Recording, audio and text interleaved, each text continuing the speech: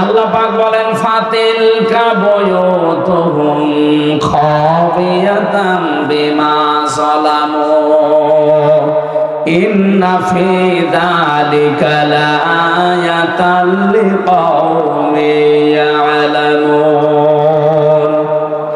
সূরা নামল 19 নম্বর পারার 20 নম্বর পৃষ্ঠা 7 নম্বর লাইনের 52 নম্বর আয়াতে আছে আল্লাহ যেন এইভাবে দেখাচ্ছে ফাতিলকা বুয়ুতুহুম, এই সেই ঘর, এই সেই এই যে ফা আছে শব্দের প্রথমে ফা দিয়েছেন আল্লাহ ব্যাখ্যা দেওয়ার জন্য। হে নবী একটু খেয়াল করেন না কেন এই সেই ঘরগুলো?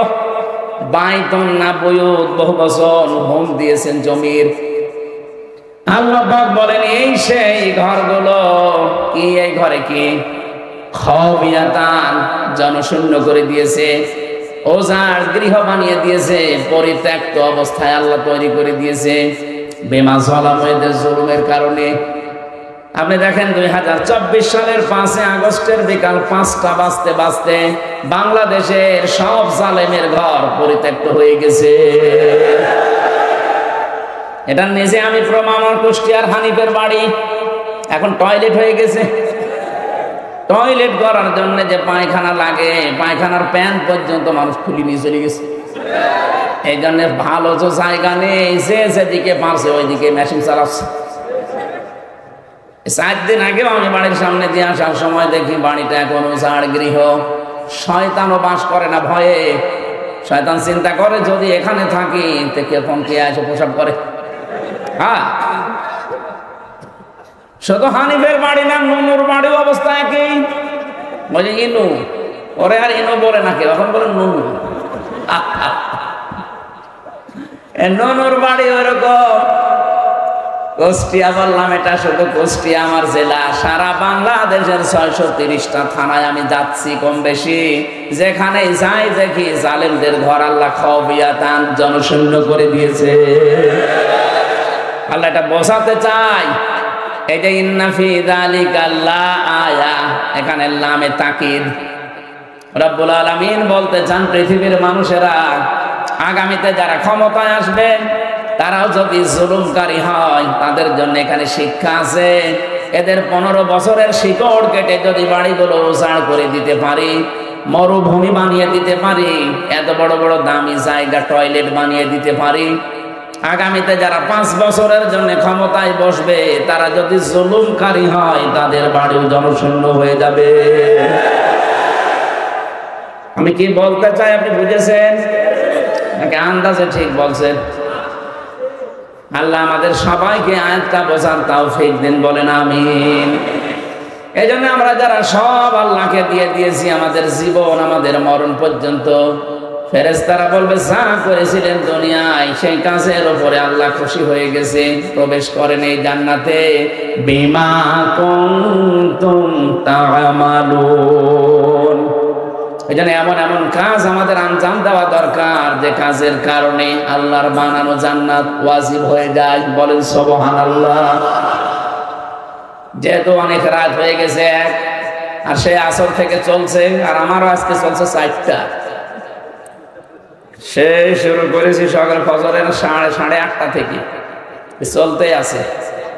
আমি আবার তো মেশিন না, আর জালেমরা 3টা বছরে আমার শেষ করে ফেলেছে। শরীরে আর সেরকম কিছু নেই, খোলা বানিয়ে দিয়েছে। বিভিন্ন রোগ শরীরে এখন জন্ম নিয়েছে।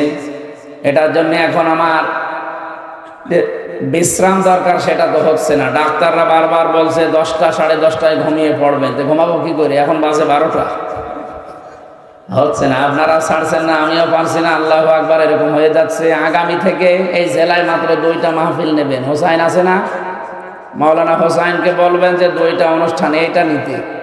আমি তো আমার এটা ধোকা দিয়েছিল মানুষ,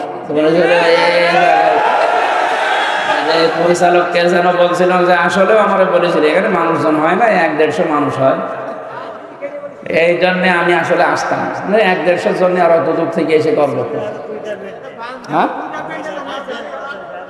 ও এর সাথে মানুষ আরো 3 আছে।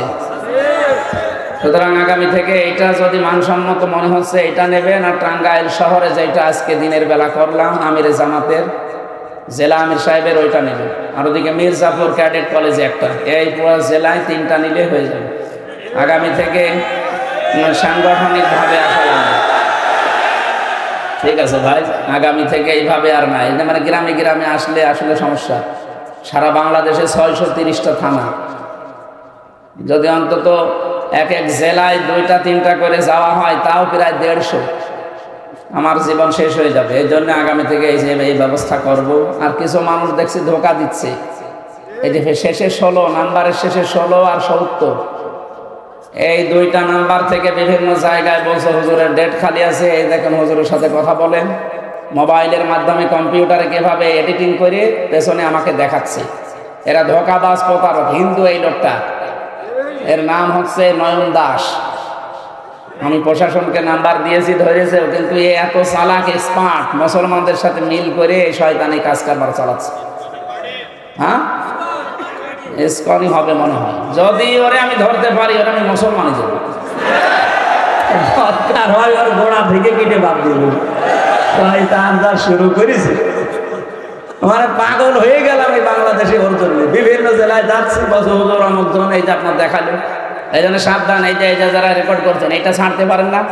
এক একজনের যাদের আইডিয়া আছে না, একেবারে প্রত্যেক জনে এই যে কি গ্রুপ আছে না, গ্রুপে দিয়ে দেবেন। সারা দেশ যেন ছড়িয়ে যায়, ওরা যেন ধরে। ওরা ধরতে যদি পারে, সত্যি কথা বলছেন, আমি মুসলমানের দেবার আমি খরচ উপায় করবো, আমার লাখানি টাকা খরচ হয় হোক। ওই শয়তানকে আমার মানে জীবন শেষ হয়ে গেল। হোসাইনকে পাগল করে ফেলতে পারে, 2000 5000 10,000 টাকা নিচ্ছে, আর মানুষও পাগল। আমি যে জেল থেকে বের হয়ে লাইভ করলাম 2বার কত মাহফিলে বলে দিলাম যে কাউকে টাকা দেবেন না, সে যেই হোক। আমার বাবাও যদি বলে না, চায়রা নাও দেবেন না। হোসাইন না, আব্দুল কাদের জিহাদি না, ওই আবু বকর না, রবিউল ইসলাম না, যেই টাকা চাক দেবেন না।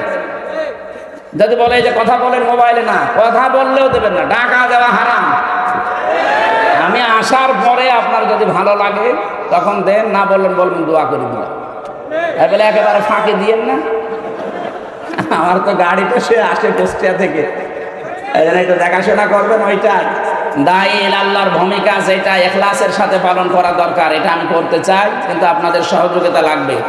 আমি আবার বলছি, এই 70 আর 16 শেষে এটা রবি নাম্বার। যদি ধরতে পারেন কেউ, আমারে একটু বলেন ভাই। সারা দেশে আমি বলছি, আমি এরে ছাড়বো না, আমি মাফ তো করবোই না, এরে ছাড়বো না।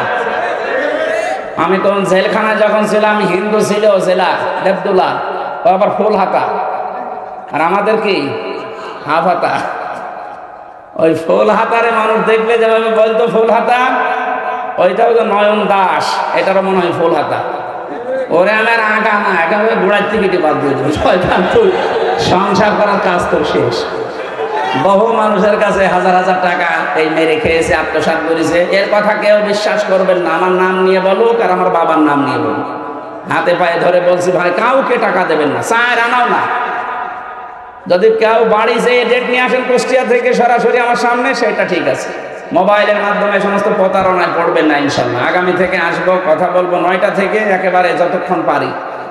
এবছরে আমি তেলাওয়াত আয়াত থেকে কিছু কথা বলার পরে আমি আজকের মতো 12টা না, আমার ফজরের নামাজ, তাহাজ্জুদের নামাজ, সকালে আবার আরেকটা অনুষ্ঠান আছে ঘাটাইল নাকি যেন, কালীহাতি আছে, এরপরে নাগরপুর আছে। আমার যে জেলে পাহারা দিত কারারক্ষী, ওনার মাহফিল কালকে, খুব জ্বালিয়েছে। কালকে আমি যাই না। এ লোকটা একটু ভালো ছিল, টাঙ্গাইলে নাগরপুরে বাড়ি, এর নাম কি যেন নাম, পাহারা দিতে একটু ভালো, সাহায্য করত। আর অন্য যেগুলো পেতাম, দেবদুল্লা, সুব্রত, এই শয়তানগুলো যে শুধু উল্টাপাল্টা কথা। হ্যাঁ হুজুর এমনি আপনারা ধরেছে, ঠিকই করেছে। আচ্ছা, আরে শয়তান তুই আমার এই গেটটা খুলে দেখ, গেটে তালা মারে রেখে বাইরে থেকে বড় বড় ফতোয়া দিত। কিন্তু এই ভাই টাঙ্গাইলে বাড়ি, এই সন্তানটা অনেক উপকার করেছে দিনে রাতে। যে আমরা যেহেতু যোগাযোগ বিচ্ছিন্ন ছিলাম, তো ফাঁসির কন্ডেম সেলের ভেতরে এই শয়তান জালেমরা আমারে রেখে দিয়েছিল, আমারে আর মামুনুল হককে খুব কষ্ট দিয়েছে। এমন এমন জায়গায় রাখতো, আর খাবার দাবার চিকিৎসা তো নেই। আল্লাহ আমাদের হেফাজত করেছে, বাঁচিয়ে রেখেছে। রোগ হয়েছে কিন্তু বাঁচিয়ে রেখেছে। আল্লাহ যেন আগের অবস্থা আবার ফিরিয়ে দেন, আমিন। আমার একটা গ্রাম সম্পর্কে আলোচনা পড়েছি আজকে, যে আয়াত পড়লাম একটা গ্রামের আলোচনা আছে। এটা মক্কা শরীফের কথা আছে, তাফসিরে আছে, এটা মক্কার আলোচনা। আল্লাহ রাব্বুল আলামিন বলেন, দারাবাল্লাহু মাসালান ক্বরিয়াতান কানাত আমিনাতাম মুতমাইন্নাতান ইয়াতিহা রিজকুহা রাগাদাম মিন কুল্লি মাকান। আল্লাহ দৃষ্টান্ত দিচ্ছেন এমন একটা গ্রামের, যে গ্রামে নিরাপদ এবং নিশ্চিন্তে মানুষ বাস করত। বিভিন্ন জায়গা থেকে সে জীবন উপকরণ আসতো, রিজিক আসতো। আল্লাহ পাক বলেন এই জায়গার রিজিক বিশেষ করে ইয়েমেন থেকে, সিরিয়া থেকে, আশপাশের রাষ্ট্রগুলো থেকে আমি আল্লাহ মানুষের মনে দয়া মায়া সৃষ্টি করে পাঠিয়ে দিতাম, কারণ তাদের কাছে আমার ঘর কাবা ছিল। কি ছিল?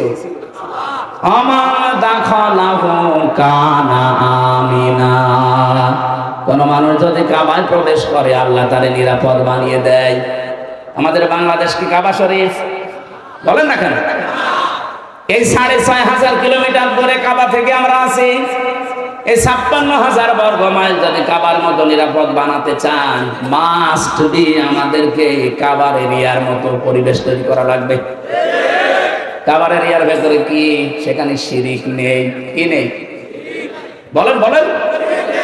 আল্লাহ পাক বলেন, আল্লাযীনা আমানু ওয়া লাম ইয়ালবিসু ঈমানাহুম বিযুলমিন উলাইকা লাহুমুল আমন। যদি ঈমান আনার পরে শিরিক মিশ্রিত আমল না করো, ঈমানের সাথে যদি শিরিক মিশ্রণ না করো, জুলুম না মিশাও, আমি আল্লাহ তোমাদেরকে নিরাপত্তার হকদার বানিয়ে দিলাম। সূরা আনামের ৮২ নম্বর আয়াত এটা। এটা হচ্ছে বাংলাদেশকে যদি আমরা বহির্বিশ্ব থেকে নিরাপত্তায় রাখতে চাই, বাংলাদেশে হানাহানি, মারামারি, খুনাখুনি এগুলো যদি বন্ধ করে নিরাপদ বানাতে চাই, এদেশ থেকে শিরিক বন্ধ করা লাগবে। আমার মূল কথা কিন্তু এইটাই, আমরা যদি এদেশের ৫৬,০০০ বর্গ মাইলকে শিরিক মুক্ত করতে পারি, এদেশে নিরাপত্তা দেবেন কে? ফাকাফারাত বিআনউমিল্লাহ। আল্লাহ পাক বলেন এই মানুষগুলো আমার নিয়ামত পাওয়ার পর তাদেরকে নিরাপদ এবং নিশ্চিন্ত জীবন দিয়েছিলাম, জীবন উপকরণ দিয়েছিলাম, এগুলো পাওয়ার পরও তারা আমি আল্লাহর সাথে নিয়ামতের সাথে কুফরি করেছিল। ফাআযাকাহাল্লাহু লিবাসাল জুই ওয়াল খাউফ। শেষ পর্যন্ত ওই মানুষগুলোর জন্য লেবাস, পোশাক পরিয়ে দিলাম, ৭ চাকাতে ক্ষুধা এবং ভয়ের পোশাক। আমাদের দেশেও কিন্তু অবস্থা সামনে দাঁড়াচ্ছে, কারণ আমাদের ক্ষুধার পোশাক আসতেছে, ভয়ের পোশাক তো লেগেই আছে।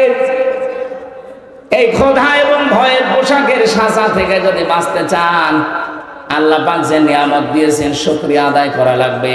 আল্লাহর প্রধান নিয়ামতে কোরআন, দ্বিতীয় নিয়ামত রাসূলুল্লাহ। কোরআনে কারিমের সমাজ ব্যবস্থার দিকে হাঁটা লাগবে। আল্লাহর নবী এখন নেই, তার ওয়ারিসরা আছে। নবীর এই ওয়ারিসদের সাথে ভালো আচরণ, সাহায্য, সহযোগিতা তাদের করবেন। এই দেশে আমার আল্লাহ নিরাপদ এবং নিশ্চিন্ত পরিবেশ তৈরি করে দেবে ইনশাআল্লাহ। বিমা কানু ইয়াসনাউন।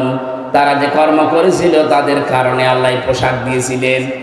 তাফসিরের ভেতরে পড়েছি ওই জামানায় কাফেরদের নবীজির এই বরদোয়ার কারণে মক্কায় কিছু কিছু কাফেররা পায়খানার সাথে মদকে মিশিয়ে বড়ি বানিয়ে খেয়েছে। এত কঠিন ভয়ঙ্কর দুর্ভিক্ষ এসেছিল। নবীজি মেরাজে যাওয়ার সময় দেখলেন কালো কালো কি যেন উঠতেছে পিপিলিকার মতো, আবার কালো কালো পিপিলিকার মতো কি যেন নামতেছে। জিজ্ঞাসা করলেন জিবরাইল কি ওঠে কি নামে? হযরতে জিবরাইল বলেন আপনার উম্মতেরা যে পাপ করে এই পাপগুলো উঠতেছে উপরে, আর ওই যে নামতেছে যেগুলো এই পাপের জন্য যে শাস্তি আল্লাহ দেবে ওই শাস্তিগুলো নামতেছে। এই জন্য আমরা যদি এই দেশ থেকে আল্লাহর গজব আযাব থেকে নিরাপদ রাখতে চাই, তাহলে পাপ বন্ধ করা লাগবে। আমার কথা হয়ে গেছে, কথা বলেন না কেন? পাপ বন্ধ করা লাগবে। আল্লাহ নবী নিজে দেখেছেন পাপ উঠতেছে আর গজব নামতেছে। তোমরা যা পাও, এই যে মুসিবত আসে, বিপদ আসে, এগুলো সব তোমাদের হাতের কামাই করা।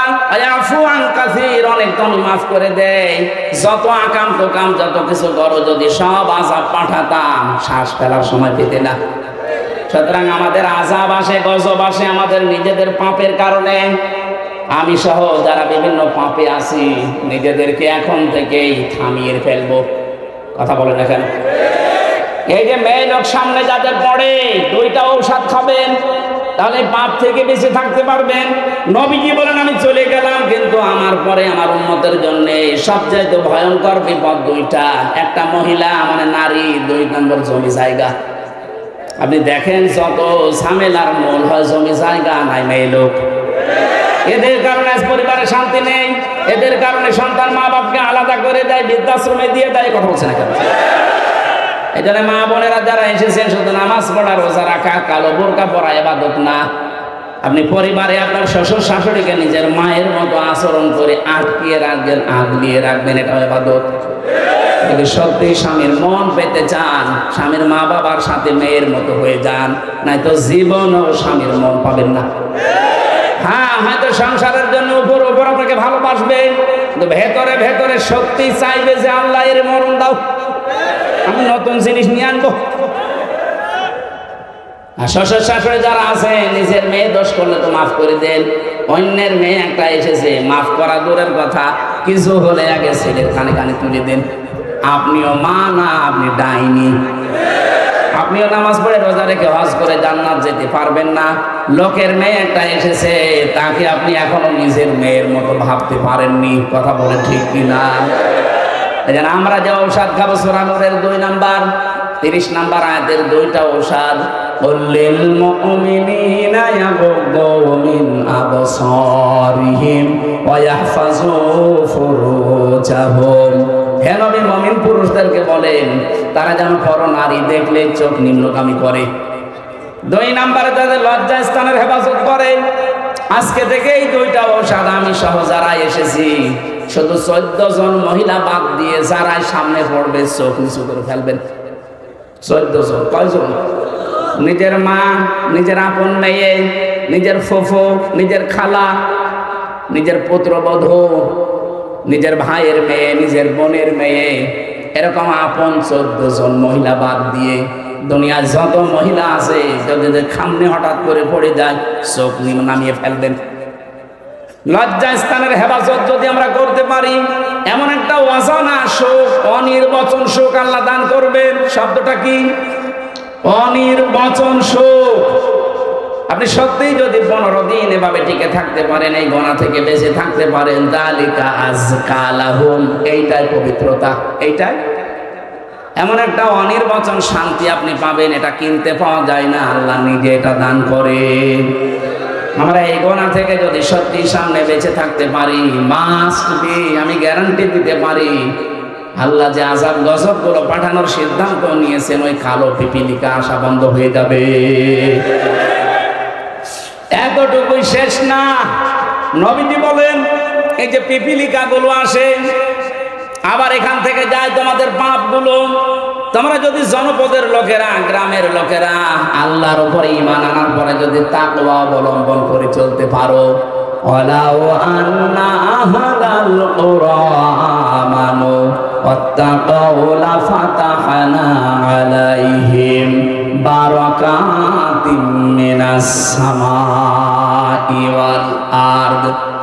সূরা আরাফের 96 নম্বর আয়াতে আল্লাহ জানিয়েছেন, যদি জনপদের লোকেরা, গ্রামের লোকেরা, দেশের লোকেরা আল্লাহর উপরে ঈমান আনে, আল্লাহর উপরে ঈমান আনার শর্তগুলো 1 নম্বরে শিরক মুক্ত হওয়া লাগবে। কথা বলে না কেন? জাতিকে মুশরিক বানাতে ওরা বহু চেষ্টা করেছে, কিন্তু পারে নাই। এখন আর ইনশাআল্লাহ পারবে না। আজকে প্রধান উপদেষ্টা আলেমদেরকে জাতীয় মসজিদের ইমাম সহ শাইখ আহমদুল্লাহ, মুফতি আব্দুল মালিক, মুফতি সাখাওয়াত হোসেন রাজি, আব্দুল্লাহ ইবনে আব্দুর রাজ্জাক সহ বহু আলেমকে আন্দরকিল্লা মসজিদের ইমাম পর্যন্ত এদেরকে ডাক দিয়ে আলেমদের পরামর্শ নিয়ে জাতিকে যেন বাঁচানো যায় আল্লাহর এই গজব শিরিক থেকে আলোচনা হয়েছে। আমরা চাচ্ছি আগামীতে যদি কোরআনে কারীম সংসদে চলে যায়, এদেশে শিরিক থাকবে না ইনশাআল্লাহ। শিরিক যদি না থাকে, আল্লাহর রহমতের দরজা আল্লাহ সব খুলে দেবে। লাফাতাহানা, লামে তাকিদ, একটা দরজা আল্লাহ বাকি রাখবে না, নিজে খুলবে। লাফাতাহানা জমা মুতাকাল্লিম, আল্লাহ বলেন আমি নিজে খুলে দেব। বারাকাত বহু বছর, একটাও দরজা বন্ধ থাকবে না। আকাশ আর জমিনের যত বরকতের দরজা, সব রিজিকের দরজা খুলে দেব। মানুষের রিজিক হয় জমিনে, নাই আকাশে। আকাশে রিজিক নেই। অফিস সামাই রিজকুকুম ওয়া মা কুনতুম তুআদুন। আকাশ থেকে আল্লাহ রিজিক দিতে পারে, যে রিজিকের ব্যবস্থা আকাশ থেকে ফায়সালা করে আল্লাহ পাঠান। এই যে বৃষ্টি পাঠান, মরা জমিনকে চিন্তা করেন, এখান থেকে ফসল উৎপন্ন হয়। এগুলো আমার আল্লাহ নিজে তৈরি করে করে আমাদের হাতে পৌঁছিয়ে দেয়। এর দায়িত্ব যেহেতু আল্লাহ নিজের রাজ্জাক নাম নিয়ে করতেছেন, কোনো অভাব হবে না। 18 কোটি মানুষের 36 কোটি হাত আল্লাহ দিয়েছেন, এগুলো আমরা কাজে লাগাবো। শুধু আমাদের এই নেমক হারাম প্রতিবেশীদের বাদ দিয়ে। এরা যে এত বড় নেমক হারাম, গত পরশুদিন ওরা ঘোষণা দিয়েছে বাংলার মানুষকে চিকিৎসা ওরা দেবে না। আপনাদের চিকিৎসা লাগবে না, আমাদের প্রতিবেশী আরো আছে। বলে না কেন? যাদেরকে এতদিন পর্যন্ত আপনারা উল্টা পাল্টা ধারণা দিয়েছেন, আমাদের 71 সালে ওদের ভূমিকার কারণে যদি দেখি নাই, তারপরও যদি ঘৃণা করতে পারি, এরা আমাদের মসজিদ আগুন ধরিয়ে দিচ্ছে, মুসলমানদেরকে জবাই করছে, পিটাচ্ছে। এটা দেখে আমাদের তো সামনাসামনি অন্তত ঘৃণা তৈরি হওয়া দরকার। ওটা না দেখে শুধু পড়ে পড়ে যদি ঘৃণা তৈরি হয়, ওরা নাকি পাকিস্তান থেকে আমাদেরকে এক ভাগ করে আলাদা করে দিয়েছে, এই জন্য ওরা আমাদের বন্ধু। ওরা আমাদের কি বলেন? এটা এতদিন বলতো না যে আমাদের পরমাত্মীয়, ওরা আমাদের বন্ধু, কারণ ওরা আমাদেরকে পাকিস্তান থেকে আলাদা করে দিয়েছে ভারত। আমরা এখন আপনাদেরকে 7 সিস্টারের মাধ্যমে 7 ভাগ করে দিচ্ছি, আমরা বড় বন্ধু। আপনারা 1 ভাগ করে যদি বন্ধু বলে দাবি করেন, আমরা 7 ভাগ করে দিচ্ছি, দেখেন কেরম লাগে। বাংলাদেশের চাইতে এই দেশটা 29 ডবল বড়। আরো যদি 7 ভাগ হয়, এ পৃথিবীর মানচিত্রে এখন 257টা রাষ্ট্র, আর এই 7 ভাগ হয়ে গেলে 264টা রাষ্ট্র হবে। পৃথিবীর মানচিত্রের রাষ্ট্র বাড়তে থাক। অনেকে বলে ছোট ছোট ছোট ছোট মানে সিঙ্গাপুর, এদিক থেকে ওই দিক থেকে মাত্র 43 কিলোমিটার। আমাদের এই টাঙ্গাইল জেলার মতো না। টাঙ্গাইল জেলাকে 4 ভাগ করলে যতটুকু হবে সিঙ্গাপুর অতটুকু। এতটুকু যদি একটা দেশ হয়ে যায়, ভারতে 7 সিস্টারে আরো 7টা দেশ, আরো 14টা হোক। আমরা আপনাদেরকে ভেঙে দেওয়ার সাহায্য করছি। ডক্টর ইউনূস বলেছে, দেশ যদি শান্তিতে না থাকে, 7 সিস্টারও শান্তিতে থাকবে না। আমরা যেহেতু আপনাদের সাহায্য করছি, 7 ভাগ করে দিচ্ছি, আমরা আপনাদের আরো বড় বলবো না। কে বলতে চাই আপনি হয়তো বুঝে ফেলেছেন। এই জন্য আগামী থেকে আমরা এমন কোন অপরাধে যেন না ছড়ায় যে আল্লাহর ওই পিপিলিকার মতো আযাবগুলো আসবে আর আমাদের গুনাহগুলো যেতে থাকবে। আল্লাহ আমাদেরকে যে কয়টা কথাই আয়াতে দিয়েছেন, একটা নিরাপদ, একটা নিশ্চিন্ত এবং বিভিন্ন জায়গা থেকে রিজিক, জীবন উপকরণ আসবে। এদের রিজিক বন্ধ হয়ে যাক, কোনো অসুবিধা নেই। চিকিৎসা এর চাইতে অনেক উন্নত আছে বাইরের দেশগুলোতে। কথা বলছেন না কেন? দরকার হয় সিঙ্গাপুরে যাবেন, মালয়েশিয়া যাবেন, চীনে যাবেন, নেপালে যাবেন, মালদ্বীপে যান, এ দেশে যাওয়ার দরকার নেই। ভারতের আশেপাশে যতগুলো দেশ আছে, একটা দেশও ভারতের সাহায্য নেয় না। ওরা যদি ভারত ছাড়া চলতে পারে, বাংলাদেশ চলতে পারবে না, কোনো অসুবিধা নেই। আমাদের ইমানের উপরে টিকে থাকলে আমাদের আল্লাহ আছে। আজকের মতো আমি শেষ করে দিচ্ছি, কালকে যেহেতু ডবল আছে 12টা 15, 12:30 শেষ হয়ে যাবে। আমার জেলখানায় লিখিত বই লেখা আছে, শিক্ষিত মানুষরা নিয়ে যাবেন বইটা, অনেক তথ্য পাবেন।